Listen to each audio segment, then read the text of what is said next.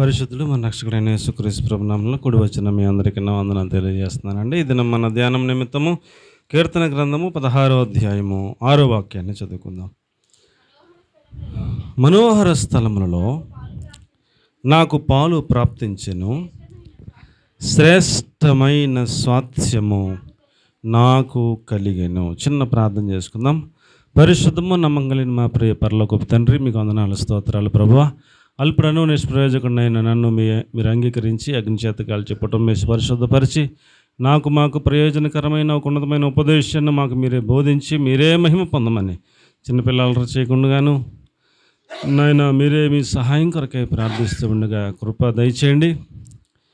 పరిశుద్ధాత్మదేవ మీ శైలిలో మీ స్థలం మీ కార్యాలన్నీ మనం చేయమని యేసుక్రీస్తు ప్రభు శక్తిగల పరిశుద్ధమైన నామములో ప్రార్థించి అడిగి వేడుకొని పొంది ఉన్నాం తండ్రి, ఆమేన్. ప్రియులారా, మనం చదువుకున్న వాక్య భాగంలో శ్రేష్టమైన స్వాస్థ్యము అన్నాడు. ఏంటండి చెప్పండి ఒకసారి. శ్రేష్టమైన స్వాస్థ్యము అన్నాడు. ఏమండి, స్వాస్థ్యము అనగా మనం సంపాదించుకున్న దాన్ని స్వాస్థ్యము అంటాం. అది కుమారుడు కావచ్చు, కుమార్తె కావచ్చు, అది బిల్డింగ్ కావచ్చు, కారు కావచ్చు. మనం ఏదైనా ఒకటి సంపాదించుకున్నప్పుడు దానిని స్వాస్థ్యము అంటాం.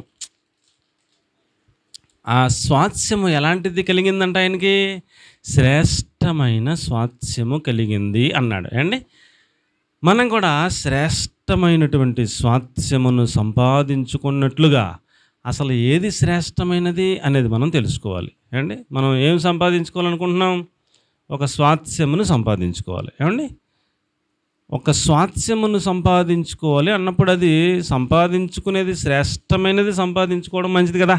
ఏమండి, విలువ లేనిది, అక్కరకు రానిది అలాంటివి సంపాదించుకునే కంటే శ్రేష్టమైనది సంపాదించుకుంటే మనకి మంచిది. ఆ శ్రేష్టమైనది ఏమిటి అనేది మనం తెలుసుకునే ప్రయత్నం చేద్దాం. ఏమండి, బైబిల్ గ్రంథం మనకి ఏది శ్రేష్టమైనదని తెలియజేస్తూ ఉంది అనేది మనం కొంచెం ఆలోచించేద్దాం. 1వ సమూయేలు గ్రంథము 15వ అధ్యాయము 22వ వాక్యంలో మాట వినుట శ్రేష్టము అన్నాడు. ఏమిటి శ్రేష్టం అంటండి? ఏంటి శ్రేష్టం అంటండి? మాట వినుట శ్రేష్టము అన్నాడు. అందుకు సమూయేలు తాను సెలవిచ్చిన ఆజ్ఞను ఒకడు గైకొనుట వలన యెహోవా సంతోషించినట్లు ఒకడు దహన బలులను అర్పించటం వలన ఆయన సంతోషించిన.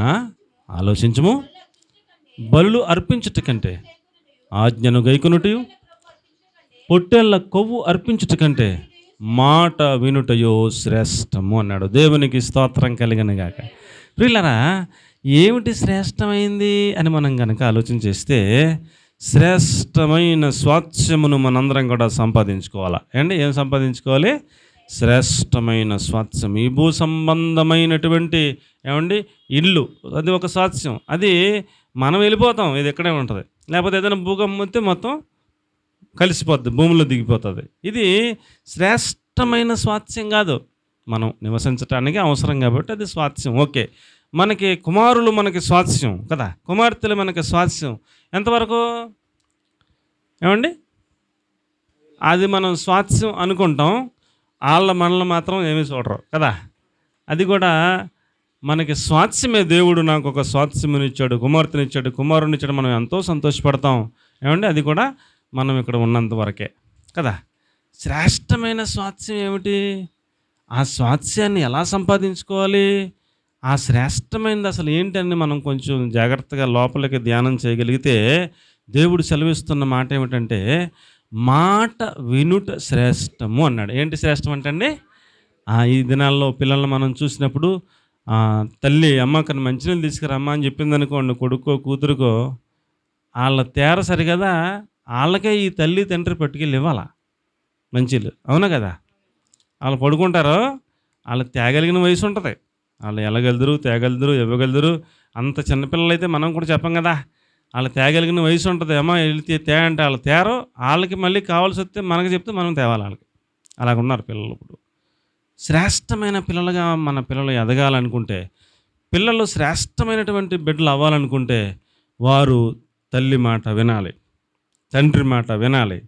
అలాగే వింటేనే ఒక విశ్వాసి శ్రేష్టమైన విశ్వాసిగా మారాలనుకుంటే దైవ సేవకుని మాట వినాలి ఖచ్చితంగా.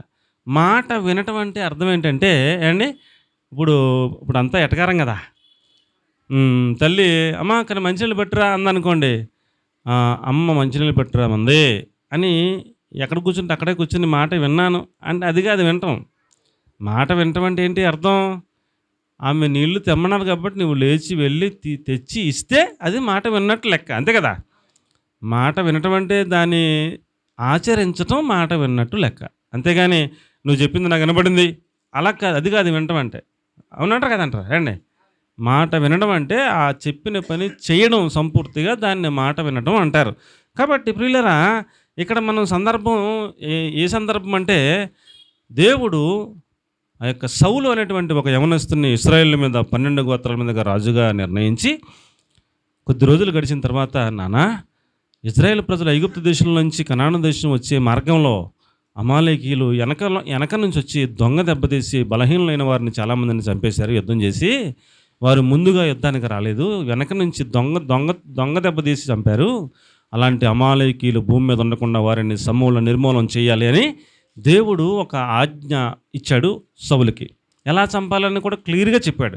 నువ్వు అమాలేకీయుల యొద్దకు వెళ్ళి స్త్రీలను చూడొద్దు, పురుషులను చూడొద్దు, పిల్లలను చూడొద్దు, వారందరినీ వారి పశువులను చూడొద్దు, మొత్తం నిర్మూలన చేసి భూమి మీద అమాలేకీయులను వాళ్ళు ఎవరు లేకుండా చేసి నీవు తిరిగి వెనక్కి రావాలని స్పష్టంగా చెప్పాడు దేవుడు. ఇప్పుడు సౌలు వెళ్ళాడు, యుద్ధం చేశాడు, అమాలేకీయుల యొక్క రాజు అయిన అగగును చంపలేదు. మాట విన్నట్ట వినలేదన్నట్ట? మాట విన్నట్టండి వినలేదన్నట్ట? ఆ రాజు అయిన అగగును చంపలేదు. బలిసిన పశువులు ఉంటాయి కదా, ఆ బలిసిన పశువులను చంపలేదు. ఆ బలిసిన పశువులను తెచ్చాడు, ఆ రాజును కూడా బతికున్న రాజుని తెచ్చాడు.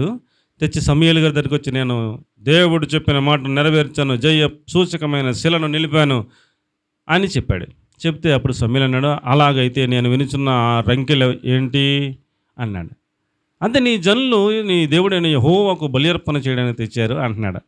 నీ జనులు నీ దేవుడు అంటే మరి నీకు దేవుడు కదా, నీకు చెప్పలేదా దేవుడు? ఆయన చెప్పింది నీకు అర్థం అవ్వలేదా? మాట వినలా. అందుకని దేవుడు అన్నాడు, అతడు మాట వినలేదు కాబట్టి సదాకాలం ఇశ్రాయేలు మీద రాజుగా ఉండాలని నేను నిర్ణయించాను, కానీ అతడు నా మాట వినలేదు కాబట్టి అతడిని రాజుగా ఉండకుండా నేను తీసేస్తున్నాను. నాకు ఇష్టానుసారమైన మనుషుని ఒకటి నేను కనుగొన్నాను, అతడిని రాజుగా నియమిస్తానని దావీదుని రాజుగా అభిషేకం చేయమన్నాడు. దేవునికి స్తోత్రం కలుగునుగాక. మాట వినుట అంటే ఆయన చెప్పినట్టు చేయటం, మాట వినటం. ఏమన్నా అర్థమవుతుందంటారా నా మాట అండి? మాట వినటం అంటే ఏంటండి? ఆ తల్లి ఏదన్నా చెప్పింది, ఆ చెప్పిన మాటను అలాగే చేయటం వినటం. పాస్టర్ గారు ఏదన్నా చెప్పారు, ఆ చెప్పిన దాన్ని అలాగున చేయటం, మాట వినటం. ఏమండి?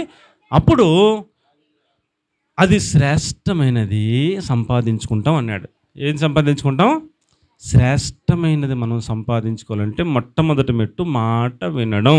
ఒక భార్య భర్త మాట వినడం అంటే అతడు చెప్పినది ప్రతిదీ చెప్పినట్టుగా చేయడం, మాట వినడం.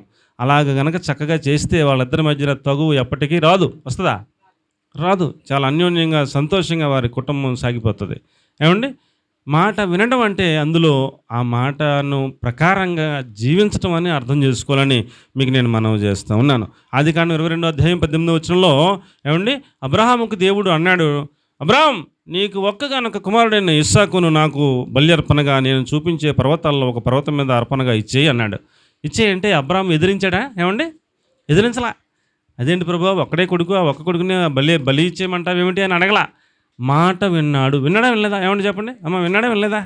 వెంటనే బలికి సంబంధించినటువంటి కట్టెలు, నిప్పు, ఏమండి, గాడిదకి గంత కట్టాడు, 2 దాసులను తీసుకున్నాడు, ఇస్సాకును తీసుకున్నాడు. ఆయన చెప్పిన పర్వతం మీదకి వెళ్ళిపోయాడు. దాసుల్ని కింద ఉండమన్నాడు, కొడుకుని తీసుకుని వెళ్ళిపోయాడు. మళ్ళీ వస్తామని చెప్పాడు. అలాగే మరలా తీసుకొచ్చాడు కొడుకుని. దేవునికి స్తోత్రం కలిగినగాక. నీవు నేను చెప్పిన మాట ప్రకారం విన్నందువలన భూలోకంలోని సమస్త జనములు నీ సంతానము వలన ఆశీర్వదించబడతాయని గొప్ప ఆశీర్వాదాన్ని ఇచ్చాడు దేవుడు. చదివిపెట్టమాట. మరియు నీవు నా మాట వినినందున భూలోకములోని జనములన్నీ నీ సంతానము వలన ఆశీర్వదింపబడును అన్నాడు. దేవునికి స్తోత్రం చెప్తారా? ఏమండి ఇలా చూడండి, నేను ఆశీర్వదింపబడటం చాలా ఎక్కువని నేను అనుకుంటున్నాను. కానీ దేవుడు ఏమంటాడంటే, నీవు నా మాట వినిన ఎడల నీ ద్వారా భూలోకంలో ఉన్న జనములన్నీ నీ సంతానము ద్వారా ఆశీర్వదింపబడతాయి అంటాడు. అంటే భూలోకములో ఉన్న జనులందరూ నా సంతానము ద్వారా ఆశీర్వదించబడతారటండి. ఎంత గొప్ప దేవునండి ఇది, ఎంత గొప్ప ఆశీర్వాదం కదా. నన్ను ఒక్కడిని ఆశీర్వదిస్తేనే నేను చాలనుకుంటే, నీ ద్వారా ప్రపంచం అంతటిని ఆశీర్వదిస్తానని దేవుడు అంత ఆశీర్వాదం ఇస్తున్నాడు అని అంటే దేన్ని బట్టండి? మాట వినుట వలన. అంతే. దేనివలన అండి? మాట వినుట వలన అంత ఆశీర్వాదం ఇచ్చాడు. అబ్రహాము నా ఆజ్ఞలను, నా కట్టడలు, నా విధులు గైకొనెనని దేవుడే సాక్ష్యం చెప్పాడు. దేవునికి స్తోత్రం కలిగిన గాక. కాబట్టి ప్రియులరా, ఆయన మాట అమ్మలకి వచ్చేయండి, చాలా ఖాళీ ఉంది. ఏమండి? ఆయన మాట వినిన ఎడల మనం ఏమండి అనేక జనములకు ఆశీర్వాదకరంగా మనం మారిపోతాం. ఏమండి? నా మాట అర్థమవుతుందంటారా? మీకు శాంపుల్గా 2-3 మాటలు చెప్తాను. ఏమండి? ఇప్పుడు మనం బండి మాట్లాడితే, ఏమండి అమ్మా, ఇప్పుడు మనం మాట్లాడితే బండి తీసేస్తున్నాం. అదే పూర్వం నడిచి వెళ్తే ఎంత టైం పడుతుంది? ఒకవేళ రాజమండ్రి వెళ్ళాలా, నడిచి వెళ్తే ఎంత టైం పడుతుందండి? ఇప్పుడు పొద్దున్న బయలుదేరితే మళ్ళీ రాత్రి అయిపోతుంది మనం ఇంటికి వచ్చేసరికి మనం పని చేసుకుని కదా. ఇప్పుడు బండి అలాగ అంటున్నాం, స్టార్ట్ అయిపోతుంది. అరగంటలు వెళ్ళిపోతాం, పని చేసుకుని గంటన్నర 2 గంటలు మళ్ళీ ఇంటికి వచ్చేస్తున్నాం. ఏమండి? అంత ఆశీర్వాదకరమైన బండిలో పెట్రోల్ ఎవరు కనిపెట్టారు చెప్పండి? ఆ పెట్రోల్ ఎవరు కనిపెట్టారు? ఒక ఆయన బైబిల్ చదువుతా అక్కడ ఆగిపోయాడు. ఏమనంటే, ఐగుప్తు నది, నైలు నది పరివాహక ప్రాంతంలో మోషే పుట్టినప్పుడు ఆ మోషేని ఐగుప్తీయులు ఎక్కడ చంపేస్తారు అని ఆ తల్లి ఆ నైలు నది ప్రాంతంలో కీలు పూసెను. ఆ కీలు పూసి ఆ నదిలో వదిలిపెట్టెను. జమ్ము పెట్టి తయారు చేసి ఆ జమ్ము పెట్టి ఆ నీళ్ళలో మునిగిపోలేదని రాశారు. అక్కడ నైలు నది పక్కన కీలు అనేది ఏదో దొరుకుతుంది అని ఈయన బైబిల్ చదివి ఆయన అక్కడికి వెళ్ళాడు, ఐగుప్తు దేశం. నైలు నది పక్కన తవ్వితే ఏమొచ్చింది? పెట్రోల్ వచ్చింది. పెట్రోల్ కనిపెట్టాడు. ఎవరు కనిపెట్టింది ఎవరండి? యూదులు. ఎవరండి? అబ్రహాము సంతానం. ఏమండి? ఆ యొక్క ఇజ్రాయేలీల్లో ఒకడు ఆ పెట్రోల్ కనిపెడితే ఆ పెట్రోల్ని ఇప్పుడు మొత్తం ప్రపంచం అంతా వాడుకుంటలేదా? నీ సంతానము ద్వారా ప్రపంచంలో ఉన్న సకల జనులను ఏం చేస్తాను? ఆశీర్వదిస్తాను. మనందరికి ఆశీర్వాదకరంగా ఉన్నటువంటి ఒక పెట్రోల్ ఎవరు కనిపెట్టారు? అబ్రహాము యొక్క సంతానంలో ఒకడు కనిపెట్టాడు. ఇప్పుడు మనం ప్రతి వాళ్ళు కూడా ఏమండి విమానం ఎక్కేస్తున్నారు. అది ఆశీర్వాదమే కదా. ఏమండి? ఇప్పుడు ఇతర దేశం వెళ్ళాలా, అదే నడిచి వెళ్తే ఎప్పటికి వెళ్తాం? కొన్ని సంవత్సరాలు అవుతుంది. కొన్ని బస్సు ఎక్కినా కొన్ని నెలలు అవుతుంది. వీళ్ళకి ఇక్కడ ఎక్కుతున్నారు, అక్కడ దిగేస్తున్నారు గంటల్లో కదా.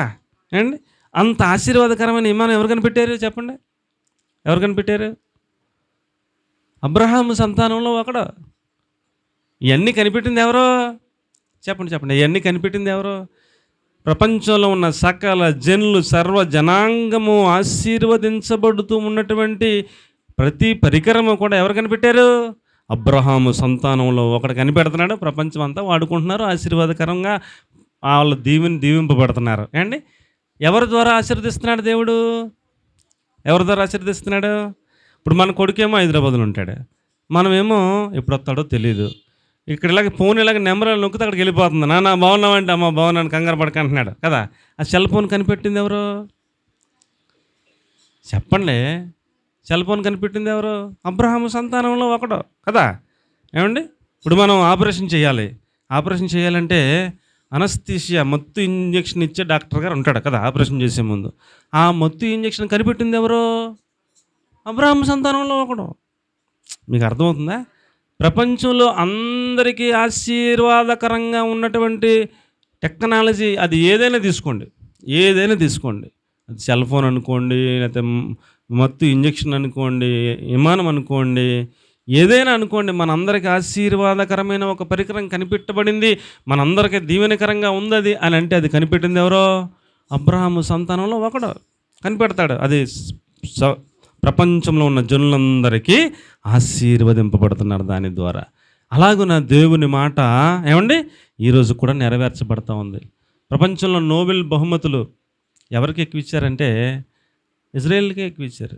ఇన్ని దేశాలు ఉన్నాయి, 193 ఎన్నో 200 నుంచి మించి దేశాలు ఉన్నాయి. ఇన్ని దేశాల్లో ఎక్కువ నోబెల్ ప్రైజ్లు ఎవరికి వెళ్ళినాయి అని అంటే ఇంత దేశం ఉంటుంది, ఇజ్రాయెల్ దేశం కదా.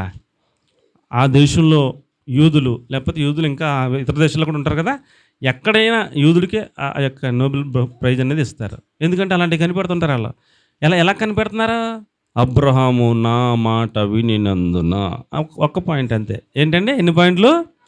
అబ్రహాము నా మాట వినినందున సమస్త భూలోకములోని జనములన్నీ నీ సంతానము ద్వారా ఆశీర్వదించబడును అన్నాడు కదా అండి. అంతకంటే గొప్ప ఆశీర్వాదం అబ్రహాము సంతానంలోంచి యేసుప్రభుల వారు వచ్చారు. ఆ యేసుప్రభుల వారి రక్తంలోని ప్రతి భూప్రపంచంలో ఉన్న ప్రతి మానవుడు కూడా తన యొక్క పాపములు పరిహరింపబడి పరిశుద్ధపరచబడతా ఉన్నాడు. అది గొప్ప ఆశీర్వాదం. దేవునికి స్తోత్రం కలిగినగాక. కాబట్టి ప్రియులరా, మాట వినుట శ్రేష్టము. చెప్పండి, ఏంటి శ్రేష్టం? ఏమిటి శ్రేష్టం చెప్పండి? మాట వినుట శ్రేష్టం. నీవు భార్య అయితే భర్త మాట వినటం మీద ఫోకస్ పెట్టు. నీవు శ్రేష్టమైన భార్యగా పేరు ప్రఖ్యాతులు సంపాదించుకుంటావు, గుణవతి అయిన భార్యగా కీర్తింపబడతావు, మంచి సాక్ష్యాన్ని సంపాదించుకుంటావు నీవు ఉన్న ప్రదేశంలో. కాబట్టి ప్రియరా, మాట వినుట శ్రేష్టము అన్నాడు. ఏమండి, దేవునికి స్తోత్రం చెప్పండి. ద్వితీయోపదేశకాండం 11:27 ఆయన ఆజ్ఞలను విని ఎడల దీవెనలు, ఆయన ఆజ్ఞలను వినకపోతే శాపమును వస్తుంది అని చెప్పాడు. మనం ఆయన ఆజ్ఞలను వినేవాళ్ళం అయితే మనకి దీవెన అన్నాడు. ద్వితీయోపదేశకాండం 15:5 మీరు జాగ్రత్తగా విని ఎడల మీలో బేదలు ఉండరన్నాడు. ఆయన మాటలు మనం ఎలా వినాలంటండి? జాగ్రత్తగా మనము విని ఎడల, నీ దేవుడైన యెహోవా మాటలు జాగ్రత్తగా విని ఎడల మీలో బేదలు ఉండరు అన్నాడు. మనలో అసలు బేదలు ఉండరంట. అందరినీ ఐశ్వర్యవంతులుగా చేసేస్తాడు ఎప్పుడు? మాట వినిన ఎడల. ఏమండి, అలాగే 1 సమూయేలు గ్రంథం 15:24 కనుక మనం చూస్తే, యెహోవా ఆజ్ఞను నీ మాటను మీరి పాపము తెచ్చుకుంటుని అన్నాడు సౌలు. అండి, ఏమన్నాడు? సౌలుకి అర్థమైంది, దేవుని మాటను మీరాను, అలాగే ప్రవక్త గారైనటువంటి సమూయేలు గారైనటువంటి మీ మాటను కూడా నేను మీరాను, నేను పాపము తెచ్చుకున్నాను అన్నాడు. మరి ఓకే అమ్మా. సౌలు జనులకు జడిసి విన్నందున యెహోవా ఆజ్ఞను నీ మాటలను మీరి. ఇప్పుడు దేవుని మాట వినాలా, జనుల మాట వినాలా? దేవుని మాట వినాలి. నేను జనుల మాట విని నీ మాటను, యెహోవా మాటను మీరి పాపము తెచ్చుకుంటుని అని అర్థమైంది మనోడికి. అర్థమైనప్పుడు ఏం చేయాలి? మోకాళ్ళు లేసి గోనెపట్ట ధరించి ఉపవాసం ఉండి ప్రభువా క్షమించిన ఆయనని ప్రార్థన చేస్తే దేవుడు క్షమించేవాడేమో. కానీ ఆయన అంటాడు, నా కొరకు నీవే ప్రార్థన చెయ్యి అంటున్నాడు. ఎవరు ప్రార్థన చేయాలంట? సమూయేలు గారే ప్రార్థన చేయాలంట. ఈయన ప్రార్థన చేయడంట. అతడు మోకరించలేదు కాబట్టి, అతడు పశ్చాత్తాపడలేదు కాబట్టి అతడు పోగొట్టేసుకున్నాడు తనకిచ్చినటువంటి ఆధిక్యతని. అతడి స్థానాన్ని దావీదు గారు సంపాదించుకున్నాడు. కాబట్టి ప్రియులారా, మాట వినుట వలన దీవెన, మాట వినకపోవటం వలన సదాకాలము రాజుగా ఉండాలని దేవుడు నియమించాడు. కానీ దాన్ని సౌలు గారు ఏం చేసుకున్నాడు? పోగొట్టేసుకున్నాడు. కాబట్టి ప్రియులారా, మాట వినుట శ్రేష్టము అన్నాడు. నా మాట అర్థమవుతుందంటారా? చూడండి, ద్వితీయోపదేశకాండం 28:2 నుంచి చూస్తే, మీరు నా మాటలు శ్రద్ధగా వినిన ఎడల ఈ దీవెనలన్నీ మీకు ప్రాప్తించును అన్నాడు. మాట వింటే దీవెనలన్నీ, నీవు ఇంట్లోకి వెళ్తే ఆశీర్వాదం, నీవు బయటకు వస్తే ఆశీర్వాదం, నీ పిండి పిసుకు తొట్టే ఆశీర్వాదం, నీ గంప ఆశీర్వాదం, నీ పశువుల ఆశీర్వాదం, నీ గొర్రెల ఆశీర్వాదం. ఏమండి, ఇక అన్నీ లైన్ పెట్టాడు మొత్తం. నీ పొలంలో ఆశీర్వాదం, నీ పంట ఆశీర్వాదం, నీ యొక్క ఏమండి ఫలవృక్షముల్లో ఆశీర్వాదం, నీ గానుగ నూనెలో ఆశీర్వాదం. ఇక అన్నీ వరుస పెట్టి నువ్వు ఏదట్టుకుంటే అదే ఆశీర్వాదం అంటూ చెప్పుకొచ్చాడు. ఆ కింద నీవు నా మాట వినని ఎడలంటూ శాపాలు మొత్తం ఇంతకంటే డబల్ రాశారు శాపాలు. ఏమండి, ఏది శ్రేష్టం చెప్పండి ఇప్పుడు? అమ్మ, ఏది శ్రేష్టం చెప్పండి? ఆయన మాట వినుట శ్రేష్టము. చాలా ఇంపార్టెంట్ ఈ రోజుల్లో. ఏమండి, కుటుంబాలు తగాదాలు రావడానికి కారణం మాట వినకపోవడమే. ఏమండి, భర్త మాట వినరు, ఆయన ఏదో చెబుతాడు, ఆ మాట వినరు, ఎదిరిస్తారు, కుటుంబం కుదేలైపోతుంటుంది. ఏమండి, మాట వినకపోవడమే గొడవలకు కారణం, మాట వినకపోవడమే ఏమండి కేసులకు కారణం, మాట వినకపోవడమే రకరకాల సమస్యలకు కారణం. కాబట్టి ప్రియులరా, ఏమిటి శ్రేష్టమయ్యా అంటే మాట వినుట శ్రేష్టము అన్నాడు. ఏంటండి, ఏం శ్రేష్టం? పిల్లలు బాబు, ఏంటి శ్రేష్టం? ఏంటి? చెప్పు, ఏంటి శ్రేష్టం? ఎవరి మాట వినాలి? ఎవరి మాట వినాలి? దేవుని మాట వినాలంటే ముందు అమ్మ మాట వినాలి. కొంచెం వెనక్కి కూర్చో. ఎవరి మాట వినాలి చెప్పమ్మా? అమ్మ మాట వినాలి, నాన్న మాట వినాలి. మాట వింటమంటే ఏంటి? చెప్పినట్టు చెయ్యాలి. ఎలా చేయాలి? ఏం చెప్పారో అమ్మ అది అచ్చం అలా చేయాలి. చేస్తే మాట వినటం అంటారు దాన్ని. అప్పుడు శ్రేష్టమైన బిడ్డగా నిన్ను దేవుడు ఆశీర్వదిస్తాడు, దీవిస్తాడు. ఈ దీవెనలన్నీ నీకు ఇస్తాడు. ఇక్కడ అన్ని దీవెనలు ఇచ్చాడు. మాట వినే వాళ్ళకి మాత్రమే. వినలేదనుకో ఏమొస్తాయి? వినకపోతే ఏమొస్తాయి? ఆశీర్వాదాల మాట పక్కన పెట్టు. వినకపోతే రాసి పెట్టాడు. అవి కూడా చదువుతాం కూడా మనకు భయమే. అన్ని శాపాలు రాసి పెట్టాడు. మాట వినిన ఎడల ఆశీర్వాదాలు. ఏంటి ఎప్పుడండి ఆశీర్వాదాలు? ఎప్పుడు?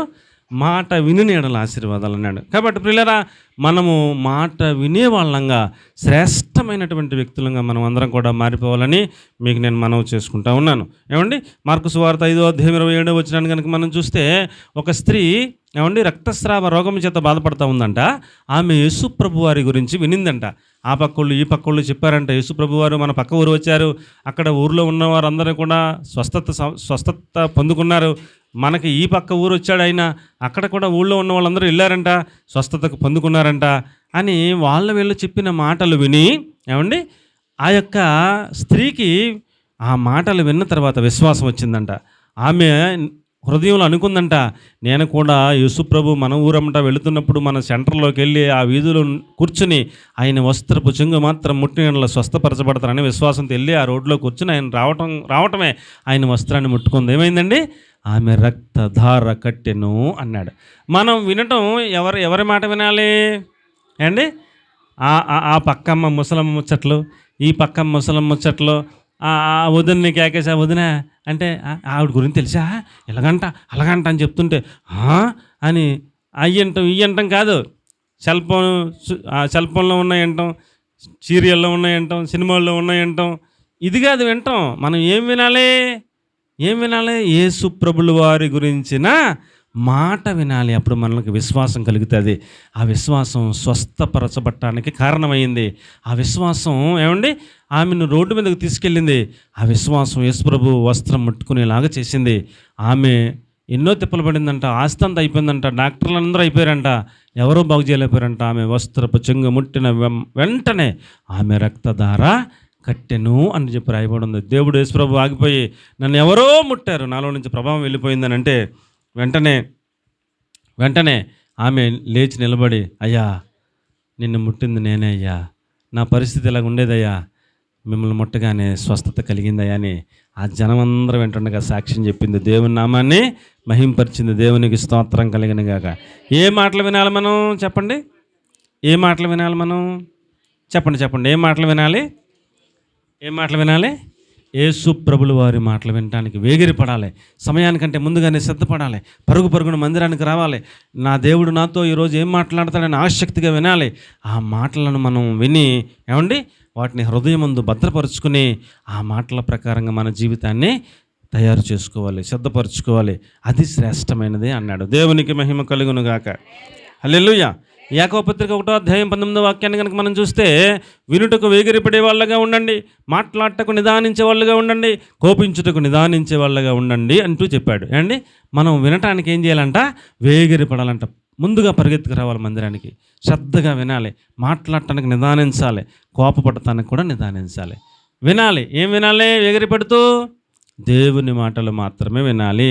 ముసలమ్మ ముచ్చట్లు వినొద్దు, అల్లరితో కూడిన ఆటపాటలు వినొద్దు, ఏమండి సినిమాలు సీరియళ్ళు వినొద్దు, ఇంకా లోక వార్తలు వినొద్దు, ఏమండి మనలను చెడగొట్టే కలిపి చెరిపే మాటలను వినొద్దు. దేవుని మాటలు మాత్రం వినండి అని దేవుని వాక్యం తెలియజేస్తూ ఉంది. ఏమిటి శ్రేష్టం చెప్పండి? ఇంకెక్కువ చెప్పలేను, చెప్పడానికి చాలా ఉంటుంది, కానీ ఒక పాయింట్కి అరగంట అయిపోయింది. ఏమండి ఏం వినాలి చెప్పండి? ఆయన మాటలను వినాలి. వినటం అనగా ఆ మాటల ప్రకారం, ఆయన ఆజ్ఞల ప్రకారం, ఆయన కట్టడల ప్రకారం, ఆయన విధుల ప్రకారం మనము అనుసరించే వాళ్ళమైనప్పుడు మనము శ్రేష్టమైన వ్యక్తులంగా మార్చబడతాం. ఏమండి ఎవరు శ్రేష్టమైన వాళ్ళు? శ్రేష్టమైన స్వాస్థ్యము ఎవరికి దొరుకుతుంది అని అంటే, మాట వినే వాళ్ళకి శ్రేష్టమైన స్వాస్థ్యం దొరుకుతుంది. దేవునికి స్తోత్రం బిగ్గరగా చెప్దాం. హల్లెలూయా. రెండవ మాట ఏమిటనగా 1 సమూయేలు గ్రంథం 12:23 1 సమూయేలు 12:23 చక్కని మార్గమును శ్రేష్టమైనది అన్నాడు. ఆ, ఆ, ఆ, ఓకే. ఆ, ఆ. శ్రేష్టమైన చక్కని మార్గమును మీకు బోధిస్తాను అన్నాడు. శ్రేష్టమైన చక్కని మార్గమును మీకు బోధిస్తాను, ఆ మార్గంలో వెళ్ళండి, శ్రేష్టమైనది సంపాదించుకుంటారు, స్వాస్థ్యాన్ని సంపాదించుకుంటారు అంటూ చెప్పాడు. ఏమండి, మన మార్గము శ్రేష్టమైనదే ఉండాలి. అమ్మ, మాట వినేవాళ్ళంగా ఉండాలి. చెప్పండి చెప్పండి, ఏంటండి మాట? మాట వినేవాళ్ళంగా మనం ఉండాలి. ఈ వాక్యం చాలా శ్రద్ధగా వినాలి, ఆ వాక్యాన్ని మనం ఆచరించాలి. మాట వినటం అంటే భర్త మాట వినే భార్యగా నేను ఉంటాను ప్రభువా అని ఒక తీర్మానం చేసుకోండి, మీరు శ్రేష్టమైన వ్యక్తులుగా మారిపోతారు. తల్లిదండ్రుల మాట వింటాను ప్రభు అని ఒక తీర్మానం చేసుకోండి పిల్లలు, మీరు శ్రేష్టమైన వ్యక్తులుగా మారిపోతారు. ఏమండి, మా దైవ సేవకుని మాట వింటాను ప్రభు అని ఒక తీర్మానం చేసుకోండి, మీరు శ్రేష్టమైన స్వాస్థ్యమును సంపాదించుకునే వారిగా మారిపోతారు. ఏమండి, అది సీరియస్గా తీసుకోండి. ఒకటో మాట. రెండవ మాట, శ్రేష్టమైన చక్కని మార్గము మనకి బోధిస్తాను అన్నాడు. ఏమండి, ఏ మార్గం బోధిస్తాడంట?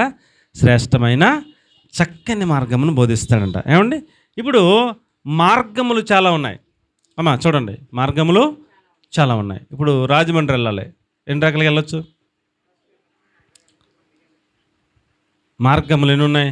ఇలా ధవళేశ్వరం వెళ్ళి అలా రాజమండ్రి వెళ్ళొచ్చు, ఇలా కాతేరు వెళ్ళి రాజమండ్రి వెళ్ళొచ్చు, మన రోడ్డు కమ్ రైలు బ్రిడ్జ్ నుంచి కూడా రాజమండ్రి వెళ్ళొచ్చు. ఇక్కడికిక్కడ 3 రకాలుగా మనం రాజమండ్రి వెళ్ళొచ్చు. కొంచెం దూరం దూరం అవుతుంది, ఇదైతే దగ్గర అవుతుంది కదా. ఎలాగైనా రాజమండ్రి వెళ్ళొచ్చు. అలాగే మనకి కూడా దేవుణ్ణి చేరుకోవడానికి మార్గం ఉంది. ఆ మార్గాలు చాలా ఉంటాయి. అందులో మనం శ్రేష్టమైన మార్గంలో ప్రయాణం చేయాలి. ఎందులో ప్రయాణం చేయాలి?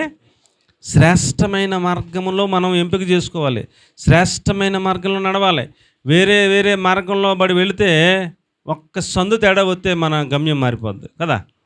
ఒక సందు తేడా వస్తే మన గమ్యం మారిపోద్ది. అసలు మనం ఎక్కడికి రావాలి, ఎక్కడికి వచ్చామో బొరపాడైపోద్ది. చాలా టైం పడుతుంది, వేస్ట్ అయిపోద్ది టైము. ఒకవేళ అక్కడికి రావడానికి అనుకున్న టైం కంటే గంటలు లేట్ అయిపోతాం. కాబట్టి మనం వెళ్ళాల్సిన మార్గము శ్రేష్టమైన మార్గమా కాదా అనేది మనం చాలా జాగ్రత్తగా పరిశీలన చేసుకోవాలి. ఏమంటే ఏ క్లాస్ అయినా ప్రవక్త బిలాము అంటారు. ఆయన ఏమంటారండి? బిలాము ప్రవక్త. ఆయన ఏది చెబుతాడో అది జరిగిపోతుందంట ఖచ్చితంగా. ఆయనకి అంత పేరంట. యేసుక్రీస్తు ప్రభు ఆయన ఇంట్లోకి వచ్చి ఆయనతో మాట్లాడుతూ ఉంటాడంట ప్రతిరోజు.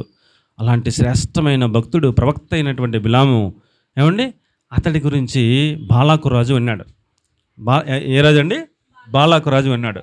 ఇశ్రాయేలీల మీద యుద్ధం చేసి గెలవాలంటే మన వల్ల కాదురా బాబు, ఇశ్రాయేలీల్ని బిలాము అనే ప్రవక్త శపిస్తే ఏం చేస్తే ఆయన నోట్లోంచి ఏదొస్తే జరిగిపోతుందంట. ఈ ప్రవక్తను కనుక మనం తీసుకెళ్ళి ఆ ఇశ్రాయేలీల్ని శపించేలాగా చేయగలిగితే మనమే గెలుస్తాం, అప్పుడు వాళ్ళు ఓడిపోతారని ఆ బాలాకన్న ఆయన బిలాము దగ్గరికి వర్తమానం పంపాడు. బాలాకు దగ్గర నుంచి అధికారులు వచ్చారు. అధికారులు వస్తే బిలాము తలుపు తీశాడు. మీరు ఎవరంటే మమ్మల్ని బాలాకు రాజు పంపాడు, నీ ఇల్లు పట్టినంత బంగారం ఇస్తానన్నాడు, ఒక పని చేయాలంట నువ్వు అని అంటే, నా ఇల్లు పట్టినంత బంగారం ఇస్తాడా? ఏం చేయాలంటే, నువ్వు వచ్చి ఇశ్రాయేలుని చెప్పించాలంట, అంతే, ఇంకేం చేయొద్దు అని అంటే, మీరు ఈ రాత్రికి ఇక్కడే కూర్చోండి, నేను లోపలికి వెళ్ళి మహేష్ ప్రభుని అడిగి వస్తాను అని లోపలికి వెళ్ళాడు. యేసుప్రభు అడిగితే యేసుప్రభు చెప్పాడు, నేను ఆశీర్వదించిన ప్రజలను నువ్వు ఎలా చెప్పింతావనన్నా చెప్పించకూడదు అని చెప్పాడు యేసుప్రభు. బయటకు వచ్చి అన్నాడు, మా యేసుప్రభు చెప్పించకూడదు అని చెప్పాడు, నేను రాను అని చెప్పాడు. వాళ్ళు వెళ్ళిపోయారు. వెళ్ళిపోతే వాళ్ళకన్నా ఇంకా గనులైన అధికారులు, ఇంకా పెద్ద అధికారులు మళ్ళీ పంపాడంట. పంపితే మళ్ళీ వచ్చారు వాళ్ళు. తర్వాత రోజున వచ్చి మరలా తలుపు కొడితే తలుపు తీశాడు. అయ్యా మీరు ఎవరంటే, మమ్మల్ని బాలాకు రాజు పంపాడు, నిన్న వచ్చిన వాళ్ళకంటే ఇంకా పెద్ద అధికారులు ఇంకా ఎక్కువిస్తానన్నాడు, ఇశ్రాయేలీని చెప్పించమని నిన్ను రమ్మంటున్నాడు అంటే, మీరు కూర్చోండి మరలా పొద్దున్న చెప్తాను, మా యేసుప్రభుతో మాట్లాడతాను అంటున్నాడు. మళ్ళీ రాత్రి చెప్పాడు కదా. ఏం చెప్పాడు? రాత్రి ఏం చెప్పాడు? నేను ఆశీర్వదించిన ప్రజలను నీవు శపించకూడదని చెప్పాడుగా. మరలా అడుగుతానంటే ఏంటి అసలు అర్థం? మళ్ళీ వెళ్ళాడు. ప్రభువా మరి మళ్ళీ వచ్చారు, ఆఫర్ ఇచ్చారు, ఇంకా ఎక్కువ ఇస్తారంట ప్రభువా, వెళ్ళమంటావా అంటే యేసుప్రభు అన్నాడు, రాత్రే కదరా చెప్పాను, నీ దృష్టి ఆ బహుమానం మీద ఉంది కానీ నా మాట మీద లేదు, వెళ్ళైతే అన్నాడు. సంతోషంగా గంటకట్టి వెళ్ళిపోతాడండి. వెళ్ళిపోతుంటే మార్గంలో దేవుని దూత ఖడ్గం పట్టుకుని నిలబడి ఉంటే గాడిద కనపడింది దేవుని దూత. గాడిద వెళ్ళకుండా ఆగిపోతే గాడిదని చితకూడేస్తాను వెళ్ళమని. అప్పుడు గాడిదకి దేవుడు స్వరాన్ని ఇస్తే గాడిద మాట్లాడింది. నేను నీ దగ్గరికి వచ్చిన రోజు నుంచి ఈ రోజు వరకు ఎప్పుడైనా నీ మాటకి ఎదురు చెప్పానని గాడిద అడుగుతుంది. ఎప్పుడు చెప్పలేదు, మరి ఇయ్యాలంటే ఎదురు చెప్తున్నావు అన్నాడు. ఎదురుకుండా చూడు దేవుని దూత ఖడ్గం పట్టుకుని ఉంది, నాకు కనపడుతుందని అంటే అప్పుడు కళ్ళు తెరిచి చూశాడు. అప్పుడు దాకా కనపడలేదు. అప్పుడు దేవుడు కళ్ళు తెరిచి చూసి అమ్మ బాబోయ్ అని లెంపలేసుకున్నాడు. ప్రభు తప్పు అయిపోయింది ప్రభు, నా కళ్ళ ముందు బహుమానం తప్ప ఇంకేం కనపడలేదు ప్రభు అని పశ్చాత్తాపడితే, సర్లే ఎలాగ వచ్చావు కదా వెళ్ళు, ఆడేమో శపించమంటున్నాడు నేను ఆశీర్వదించని చెప్పి తీసుకెళ్ళి ఆశీర్వదించేలా చేశాడు దేవుడు. కాబట్టి ప్రియులరా, మార్గము గురించి చెబుతూ బిలాము మార్గంలో వెళ్ళొద్దు అన్నాడు. ఏ మార్గం అండి? ఏం మార్గం? చదివి పెట్టినమాట 2 పేతురు 2:15. త్వరగా టైం అయిపోతుంది. 2 పేతురు 2:15. తిన్నని మార్గమును విడిచిపెట్టిన బిలాము వంటి మార్గములో మీరు వెళ్ళకూడదన్నాడు. 2 పేతురు 2:15. తిన్నని మార్గమును విడిచి బెయోరు కుమారుడైన బిలాము పోయిన మార్గమును బట్టి త్రోవ తప్పిపోయారు అన్నాడు. మనం అలాగ త్రోవ తప్పిపోకూడదు అంటాడు. మీకు ఎంత బహుమానం మీ కళ్ళ ముందు చూపించినా మీరు త్రోవ తప్పిపోకూడదు. మీరు చాలా జాగ్రత్తగా తిన్నని త్రోవలోనే వెళ్ళాలి. శ్రేష్టమైన మార్గాన్ని ఎంపిక చేసుకోవాలి. త్రోవ తప్పిపోకూడదు సుమా. మీకు మిమ్మల్ని త్రోవ తప్పించడానికి బహుమానాలు ఎరేస్తారు ఏమండి, ఇంకేంటేంటో ఎరేస్తారు, రకరకాలు ఉన్నాయి ఎర్రలో ఏమండి. మార్గం తప్పిపోకుండా సుమండి, శ్రేష్టమైన మార్గాన్ని విడిచిపెట్టొద్దు సుమా అంటూ చెప్పాడు ఏమండి.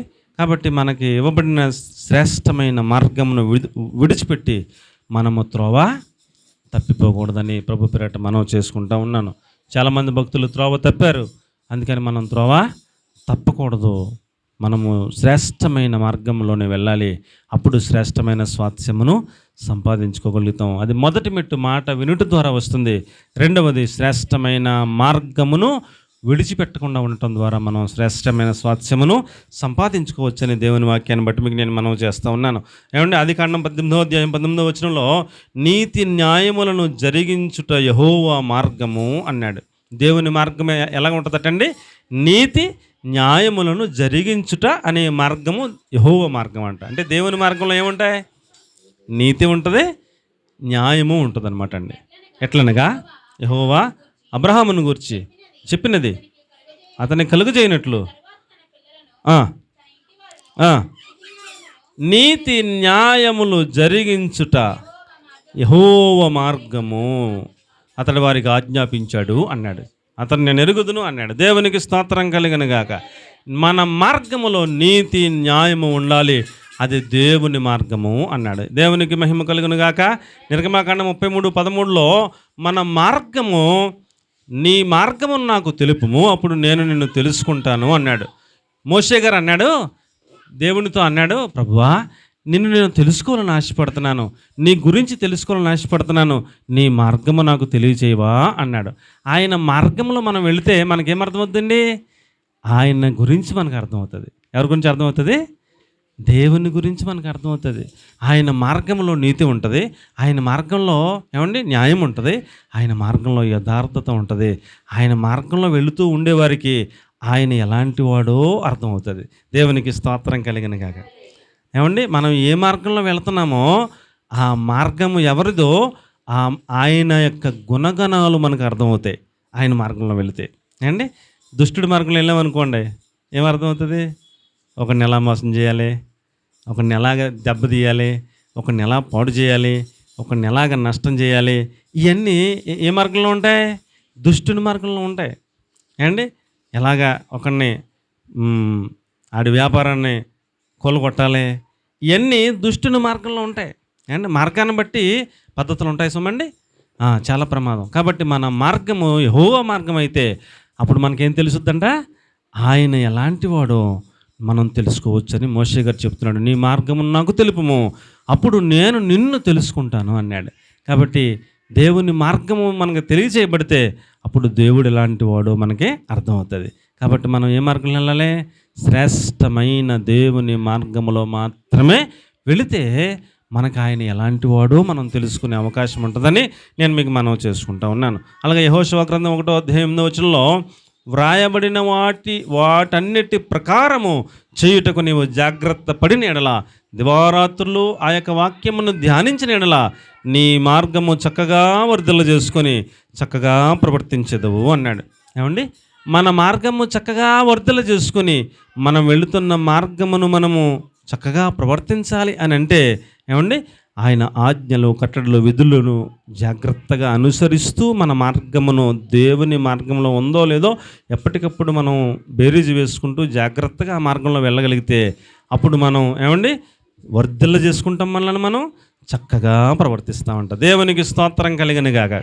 అందుకని ఆ మార్గమును నేనే అన్నాడు. యోహాను సువార్త 14వ అధ్యాయం 6వ వచనంలో నేనే మార్గమును, నేనే సత్యమును, నేనే జీవమును అన్నాడు. కాబట్టి ఆ మార్గము యేసుప్రభుల వారే అని చెప్పాడు కనుక ఆ యేసుప్రభుల వారి మార్గంలో మనం వెళ్ళగలిగితే ఆ మార్గంలో నీతిని నేర్చుకుంటాం, ఆ మార్గంలో న్యాయాన్ని నేర్చుకుంటాం, ఆ మార్గంలో యథార్థతను నేర్చుకుంటాం, ఆ మార్గంలో ఇంకా ఆయన గుణగణాలన్నిటినీ నేర్చుకుంటాం.